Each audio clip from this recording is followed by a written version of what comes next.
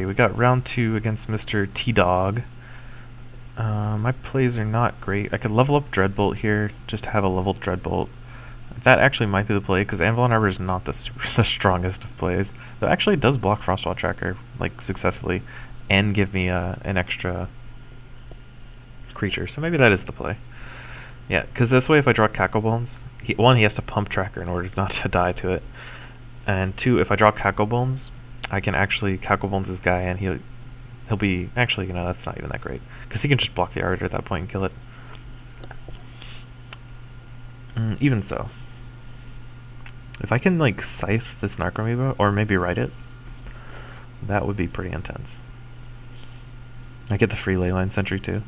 So what did he level up? He leveled up Palladium Simulacrum, which is the Scoot card that makes a copy of itself, and Orient Scavenger, which is the replacement robot. So I think the play is to write my Necromoeba, like, almost for sure. And then I'm struggling between scything my Arbiter to kill it and live, or playing Nephrax. Pretty sure it's just Scythe, because that way my Leyline Sentry doesn't die. I mean, my Leyline Sentry doesn't die anyway, but this way my Arbiter doesn't die and kills his Patriarch, and it has to block with another creature. Plus my Necromoeba gets bigger, a smidgen.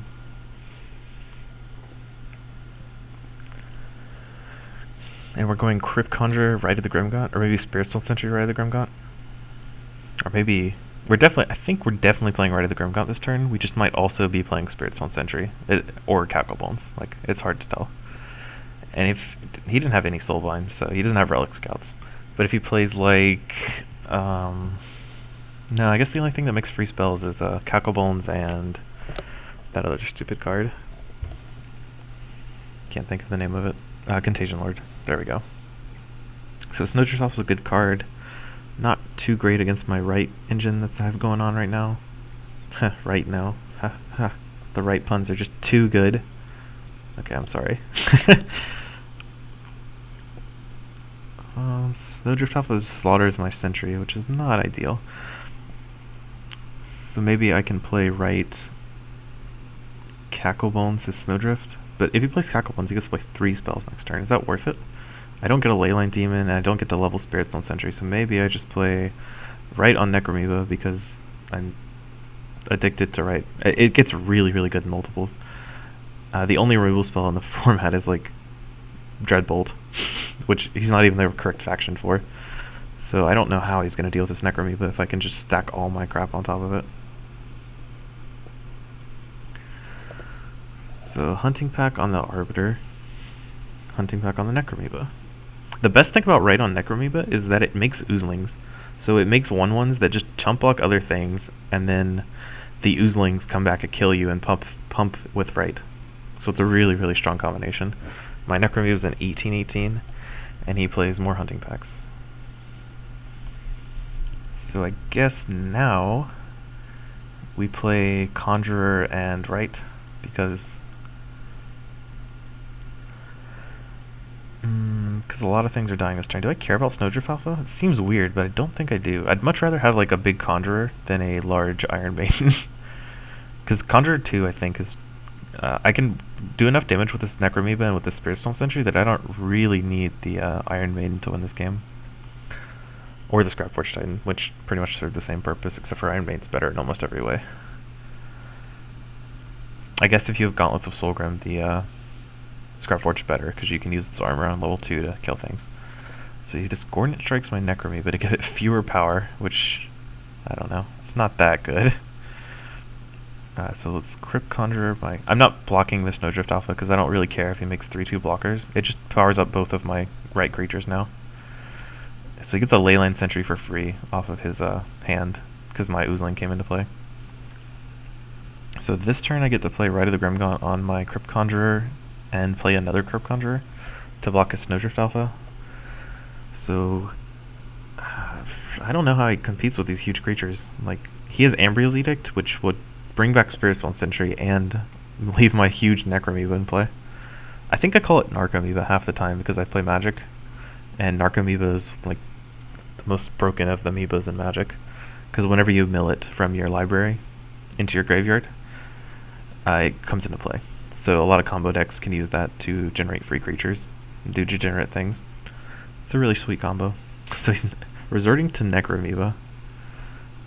For some reason, I'm not sure why. I think what I want to do is play Crypt Conjurer here and buff it with a Right. Even though it takes 6, it regens up like a bunch of damage just based on Crypt or Right of the Grimgaunt. So it doesn't even matter that much that it's taking a bunch of damage. Plus I do damage to him with the extra Crypt Conjurer because I played another Necroamoeba spell. So this is a 42 power Necroamoeba, 11 power Crypt Conjurer, and a 17 power Crypt Conjurer. When I play Scythe on this Oozling, it'll be huge as well. So there's like almost no escaping the inevitability I have here against this removal-less deck that relies on swarming the board. He just like can't stick creatures. It's really difficult. The Inixium deck here I've drafted actually might be really good in this format. Just like the Crypt Conjurer, Ride of the Grimgaunt stuff. Ride of the Grimgaunt's a strong card, especially on Necroamoeba and Crypt Conjurer, which just happen to be everywhere in these packs.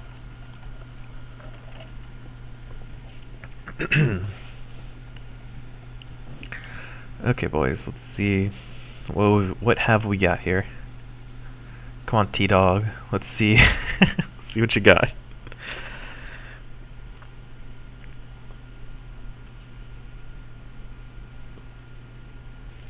Alrighty, so after a nice 14-minute wait, my opponent decided to come back for, like, no reason. Because he's actually just dead. Like, this is almost lethal just with these 2 Crypt Conjurers and a Spiritual Sentry. But, you know, I appreciate that he spent the time to try to get the free win by waiting 15 minutes and then passing it back to me. So what I'm going to do is I'm going to set a timer for 15 minutes. Nah, it's a waste of time. If he was actually paying attention, I would like set the timer for 15 minutes, come back 15 minutes later just to get him, but that's just honestly just a waste of my time. I spent the last 12 minutes like writing a blog post anyway, so this is just here. Take your damage, go play your next game, buddy. Honestly, some people I don't understand. If he was trying to time me out and get the free win by waiting as long as possible, well, first off, here's how you do it. You have to make sure you go through the steps of doing everything and then timing out. Because if you just pass turn, it doesn't make a noise. But if you play a creature and then pass turn, or you have to go through battling first, and then you have to, and then when you play your card, it makes a noise. So really the only play there is to battle, then AFK, then pass turn to try and get the free win. But that's like such a scummy and despicable thing to do, I don't recommend it. Anyway, I guess we're winning. I don't even remember the record anymore. That took like literally forever. I think I'm 3-0, maybe 2-0, yeah. I always think I have won an extra game when I start winning a first game that I have to wait like 20 minutes. But no, let's just get around 3.